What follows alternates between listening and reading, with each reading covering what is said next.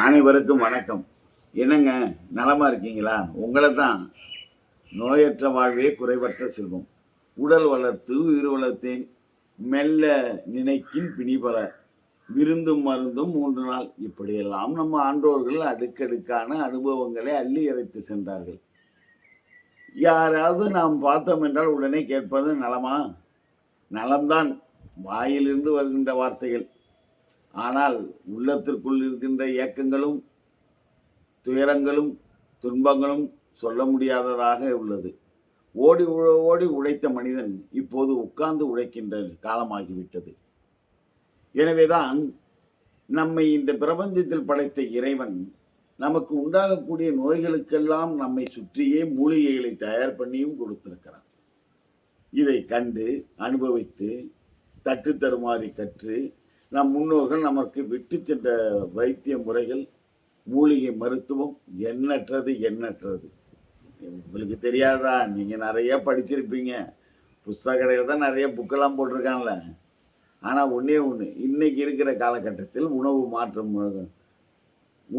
முறை மாற்றத்தினால் உட்கார்ந்தே வேலை செய்வதனால் நம்முடைய உடல் பகுதியில் முக்கியமாக பாதிக்கப்படக்கூடியது மலக்குடல், அடி வயிறு பகுதி மலக்குடல்.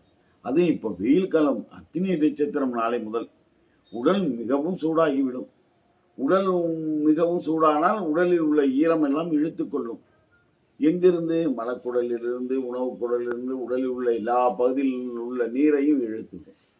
அந்த நீர் சத்து போய் விடுமானால் நோய்கள் உண்டாகும். அப்படி உண்டாகின்ற நோய்களுக்குத்தான் அருமையான மருத்துவம் மூதாதையர்கள் சொல்லிவிட்டு சென்றார்கள். கண்டவர் விண்டதில்லை, விண்டவர் கண்டதில்லை என்று சொல்வது போல அனுபவிப்பவர்கள் சொல்லுவதில்லை, சொல்லுபவர்கள் அனுபவிப்பதில்லை. இதுதான் நடைமுறையில் போய்கொண்டிருக்கிறது. உட்கார்ந்தே பணி செய்வதனால் மலக்குடல் அழுத்தம் கொடுக்கப்படுகிறது. எப்படி பல்வனுடைய ரிங்கினுடைய பகுதி இருக்கிறதோ அதுபோல மலக்குடலுடைய இறுதி வளைவில் சிறு சிறு வெடிப்புகள், காயங்கள், கொப்பளங்கள், கட்டிகள் இது வெப்பத்தினாலே உண்டாகும். இதை நீக்குவதற்கு வழிமுறைகள் ஆங்கில மருத்துவ முறை, பல்வேறு மருத்துவ முறையில் சொல்லப்பட்டாலும் கூட நான் கண்டதை நீங்கள் காண வேணாமா? ஒன்றும் இல்லை. நம்மை சூழ்ந்து நம் கிராம பகுதியிலே துத்தி இலை என்று ஒரு செடி உண்டு. துத்தி செடி நாம் எல்லோரும் பார்த்திருப்போம்.